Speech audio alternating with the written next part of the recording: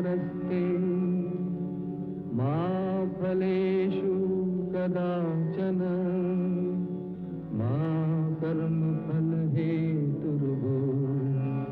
मा ते संगोऽस्तविकर्मणि।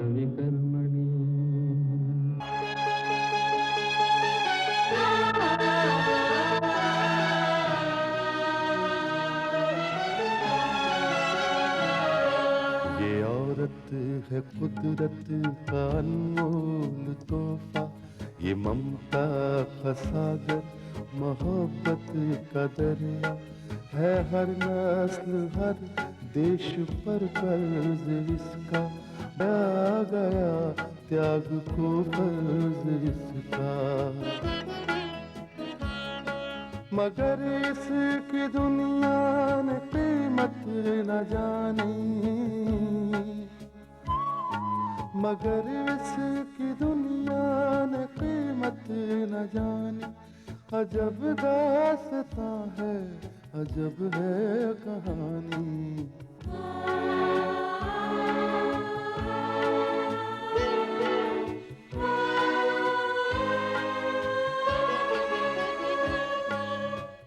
भूपेंद्र सिंह का गुंडा धर्मा उसे बताता है कि उसने राजन का खून कर दिया है।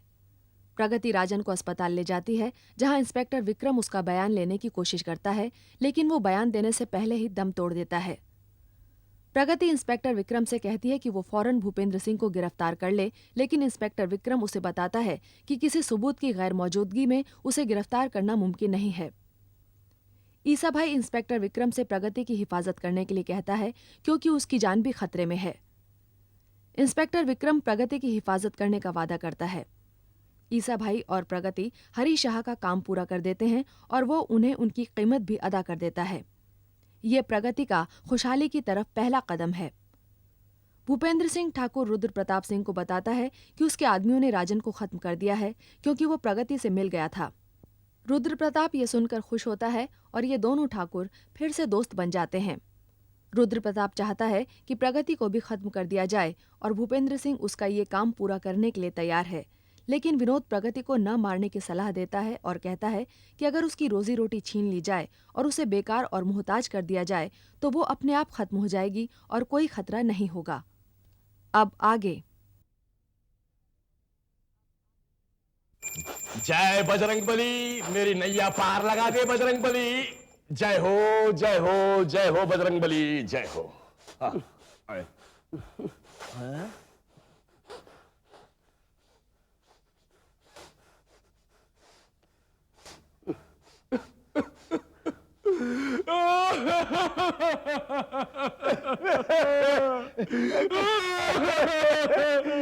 काहे रोवा था परदेसी? पंडित जी, उन्होंने कितने अच्छे लोग आते, फिर लोग सिधार गए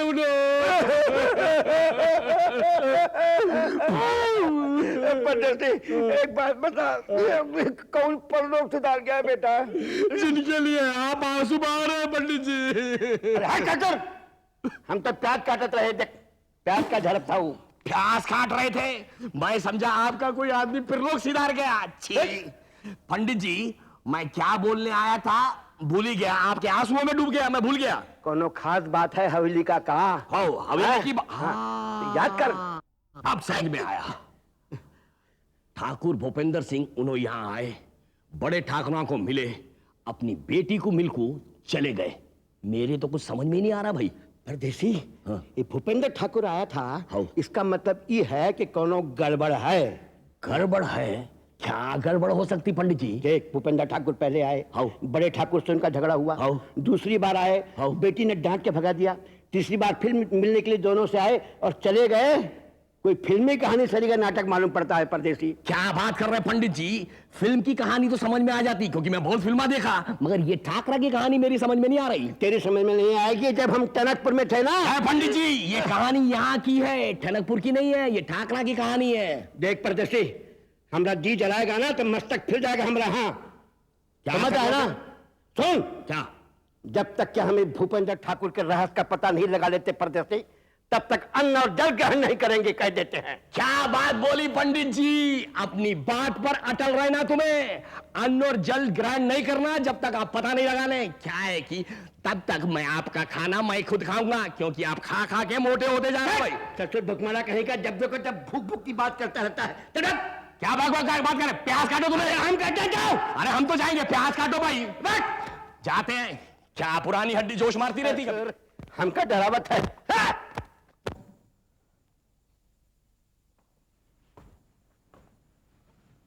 जी फरमाइए।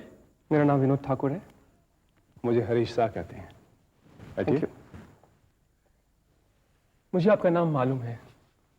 दरअसल मैं आपके पास एक जरूरी काम के सिलसिले में आया हूँ। कोई सीरियस काम है? जी, बिजनेस भी तो सीरियस हो सकता है। जी हाँ, बिजनेस सीरियस हो सकता है। कहिए विनोद साहब, क्या कर सकता हूँ मैं आपके लिए? क्या आप प्रगति क्रिएशन से माल लेते हैं? जी हाँ, मैं प्रगति क्रिएशन से माल लेता हूँ and I am very happy with them. यहाँ तक कि मेरे कस्टमर्स भी उनसे बहुत खुश हैं। इतना खुश होने की वजह? वेल, उनकी फिनिशिंग, उनका डिजाइन, बेहतरीन मटेरियल, समय पर माल सप्लाई करना और वाजिब दाम। इतनी सारी खूबियां गिनवा दी आपने। विनोद साहब, तारीफ तो फिर खूबियों की ही होती है। अगर हम आपको इससे भी अच्छा गुड सप्लाई करें तो? I am not interested. Pragati creations जो क्वालिटी का माल आपको सप्लाई कर रहा है, वही क्वालिटी का माल अगर हम आपको सप्लाई करें आधे दाम में तो? आधे दाम में? आधे दाम से आपका मतलब? मतलब ये कि जो प्रगति क्रिएशंस आपको माल 10 रुपए में दे रहा है, वो हम आपको 5 रुपए में दे तो? इसमें आपका नुकसान होगा। इसमें आपका फायदा होगा। हाँ, हमारा फायदा होगा, लेकिन फिर भी मैं ये कहूं कि I am not interested in this deal. अगर मैं आपको 10% और कम कर दूं तो? विनोद साहब, आप अपना नुकसान करने पर क्यों तुले? आपका फायदा कराने के लिए। कोई और वजह? प्रगति क्रिएशंस को मैं नीचा दिखाना चाहता हूं।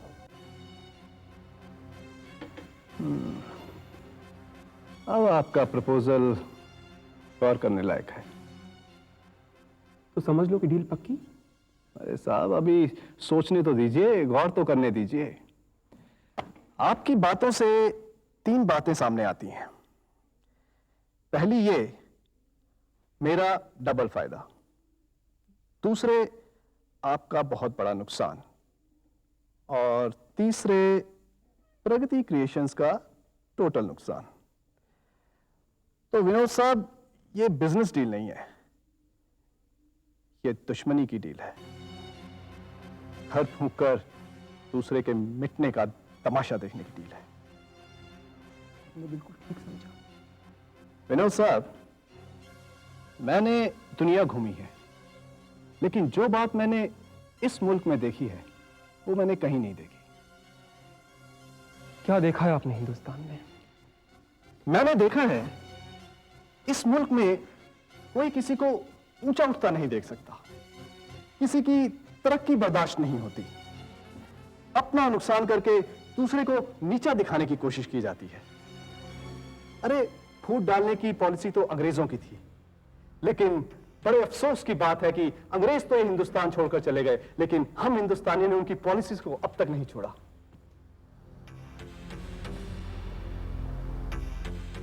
मिस्टर हरीश, मैं तो सिर्फ आपके फायदे की सोच रहा हूं। आप अपना फायदा अपने पास रखिए। मैं इतना घटिया आदमी नहीं हूं कि अपने फायदे के लिए किसी दूसरे को नुकसान पहुंचाऊं। एक बार फिर सोच लीजिए आप। This is a golden opportunity for you. This is a most indecent and third grade proposal and I reject it. फिर ये भी सोच लीजिए कि आपको इसी शहर में रहना है और यहीं बिजनेस करना है। मिस्टर विनोद, मैं इसी शहर में रहूंगा और यहीं पर बिजनेस भी करूंगा, और आज के बाद प्रगति क्रिएशंस के अलावा किसी दूसरे से बिजनेस की बात तक नहीं करूंगा, भले इसके लिए मुझे अपना नुकसान ही क्यों ना उठाना पड़े। और एक बात और सुन लीजिए, अगर आप ये समझते हैं कि आपकी धमकियों से मैं डर जाऊंगा तो बहुत बड़ी गलतफहमी है आपकी। आप मेरा और प्रगति क्रिएशंस का कुछ नहीं बिगाड़ सकते। And now good bye.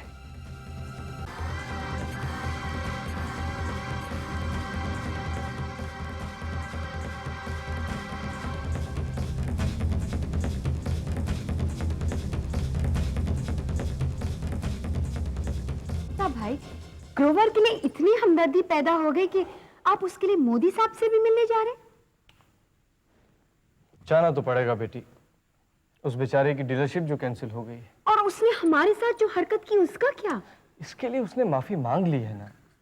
और वैसे भी वो ठाकुर साहब के बहकावे में आ गया था। वो ठाकुर के बहकावे में नहीं आया था, वो ठाकुर का दोस्त है और हमेशा रहेगा। उसकी माफी मांगनी भी एक चाल थी।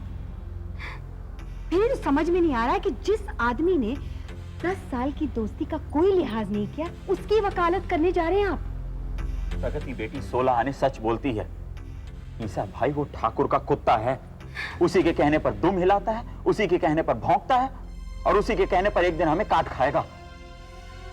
प्रगति 16 आने सच बोलती है और ईसा भाई 16 आने झूठ बोलता है। अरे हमारी दुश्मनी ठाकुर से है, हम उसे कभी माफ नहीं करेंगे क्योंकि उसने प्रगति बेटी का दिल दुखाया है, उसका जीना हराम किया है। लेकिन मुझे यह समझ में नहीं आता कि ग्रोवर ने हमारा क्या बिगाड़ा है। अरे हम तो बच निकले ना। देखो भाई, किसी का दिल दुखाकर ईसा चैन की नींद नहीं सो सकता। मेरा खाना पीना जीना सब हराम हो जाएगा। और अगर आप लोग यही चाहते हैं तो ठीक है, मैं नहीं जाता।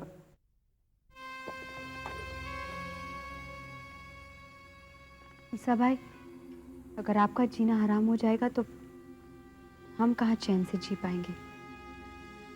जाइए आप मोदी साहब के पास। प्रगति बेटी 16 आने सच बोलती है। अगर ईसा भाई चैन की नींद नहीं सोएगा तो मूसा को भी नींद नहीं आएगी।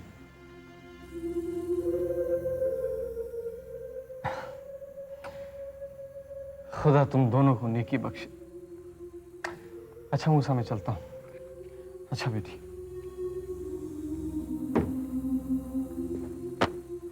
मूसा भाई, ये ईसा भाई किस मिट्टी के बने हुए? हमारे ईसा भाई नेकी और शराफत की मिट्टी के बने हैं।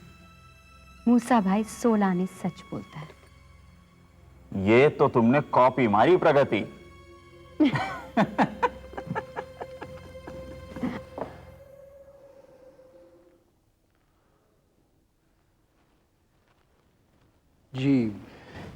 जी आदाब। आदाब। मैंने आपको नहीं पहचाना। जी मैं पहली मर्तबा आपसे मिल रहा हूँ, आप पहचानेंगे भी कैसे। दरअसल मैं ईसा भाई हूँ। ईसा भाई, बैठिए। जी शुक्रिया। ईसा भाई, ये नाम तो सुना हुआ लगता है। जी हाँ, मेरी गारमेंट शॉप है। ओ हाँ, याद आ गया, वो ग्रोवर वाला मामला। जी हाँ, दरअसल मैं उसी सिलसिले में आपसे मिलने आया था। अरे हमने तो उसकी डीलरशिप खत्म कर दी है, अब क्या उसको तड़ी पार करना है? जी नहीं, मैं कुछ और अर्ज करने आया हूँ। दरअसल हमारे बीच में कुछ गलतफहमी हो गई थी, अब वो गलतफहमी दूर हो गई है। तो मैं आपसे गुजारिश करने आया था कि आप ग्रोवर सेठ को माफ कर दीजिए। माफ कर दें? ईसा भाई, उसने आपका इतना बड़ा नुकसान किया है और आप उसकी वकालत करने आए हो? देखिए मोदी साहब, अब इंसान से तो गलती हो ही जाती है। उसने गलती की, उसकी माफी भी मांग ली है। अब हमारा फर्ज बनता है ना कि उसे माफ कर दें, है ना? ईसा भाई, आप आदमी तो बड़े दिलचस्प लगते हो, लेकिन ये मामला मेरे हाथ में नहीं है, मेरे मैनेजर राजेश बाबू के हाथ में है और मैं उनके मामले में दखल नहीं दूंगा। हाँ, आप उनसे बात कर लीजिए, वो अगर ग्रोवर को माफ कर दे तो मुझे कोई इतराज नहीं। जी लेकिन आप... मोदी साहब नमस्ते। नमस्ते नमस्ते, ये है राजेश बाबू, इनसे बात कर लीजिए। आदाब। आदाब। जी मुझे ईसा भाई कहते हैं। मैंने पहचान लिया आपको। कहिए हम आपके लिए क्या कर सकते हैं? राजेश बाबू, आप बैठकर इत्मीनान से बात करिए, मैं थोड़ा तैयार होता हूँ। जी सर। ईसा भाई, अब बॉल राजेश बाबू के कोर्ट में है। जी शुक्रिया। बैठिए ईसा भाई। जी शुक्रिया। कहिए। जी अब आप तो जानते हैं कि जो सलूक ग्रोवर सेठ ने हमारे साथ किया था उसकी उन्होंने माफी मांग ली है और हमने उन्हें माफ भी कर दिया है और हमारे बीच समझौता हो गया है। तो ग्रोवर ने भेजा है आपको यहाँ पर? जी नहीं, मैं खुद चल कर आया हूँ। दरअसल मैं नहीं चाहता कि मेरी वजह से किसी को कोई नुकसान पहुंचे, इसलिए मेरी गुजारिश ये थी कि आप उनकी डीलरशिप उन्हें वापस कर दीजिए।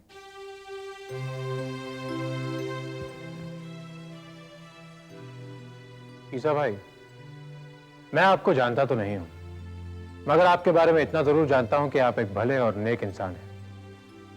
ग्रोवर ने आपके साथ जो सलूक किया वो बिजनेस के उसूलों के खिलाफ है और ऐसे आदमी के साथ बिजनेस करना मेरे उसूलों के खिलाफ है।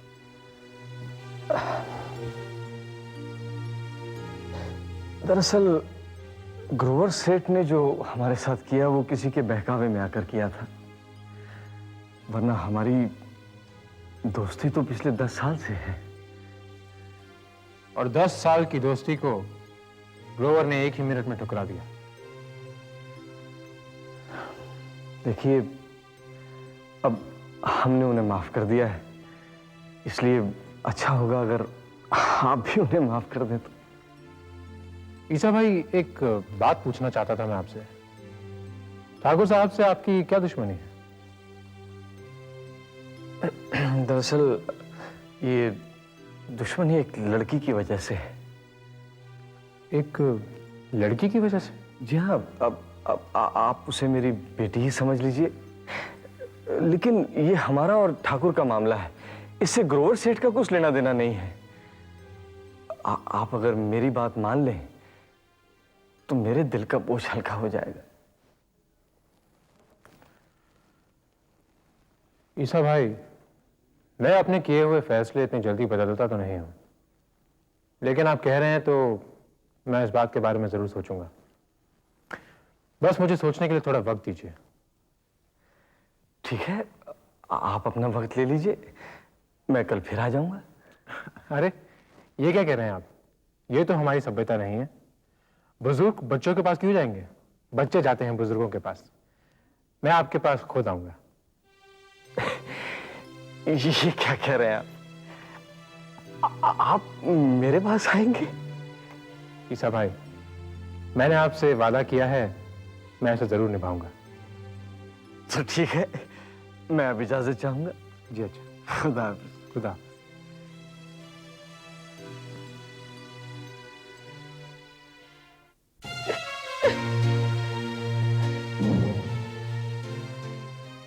बस कर प्रगति, बस कर। अगर अभी से टूटने लगी तो अपनी लड़ाई कैसे लड़ेगी? भाभी, राजन की मौत ने मेरी हिम्मत को तोड़ दिया है। तो तेरे लिए डर लगने लगा है मुझे। तू क्या समझती है कि उस घातक हमले से तू बच गई तो वो लोग खामोश बैठ जाएंगे? नहीं प्रगति, वो लोग ताक लगाए बैठे होंगे। भाभी, मुझे अपनी जान का जरा सा भी खौफ नहीं है। मेरी दुश्मनी उनके साथ है, बल्कि मैंने उन्हें एक खुली चुनौती दी है। लेकिन अगर मेरी वजह से कोई बेगुनाह मारा जाए, ये मैं कैसे बर्दाश्त कर सकती हूँ? मैं अपने आप को गुनहगार समझने लगी हूँ।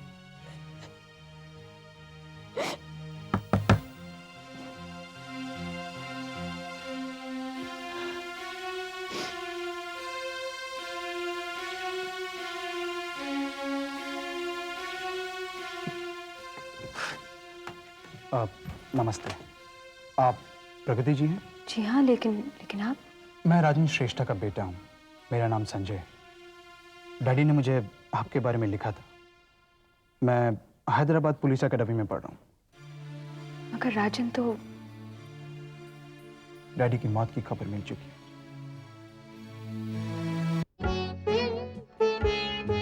है दुनिया में इंसान इंसाफ की ये निशानी, अजब दास्तां है, अजब है कहानी।